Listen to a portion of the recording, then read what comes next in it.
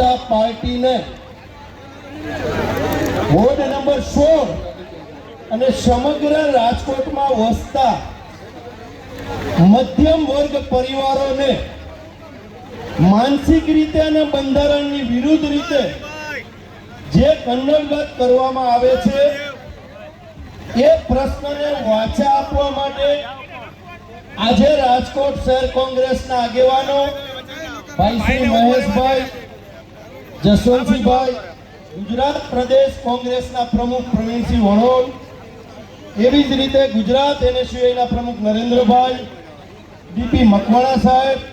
સુરેશભાઈ, દીપ્તિબેન, વસરામભાઈ સાગઠિયા વિરોધ પક્ષના નેતા તેમજ સમગ્ર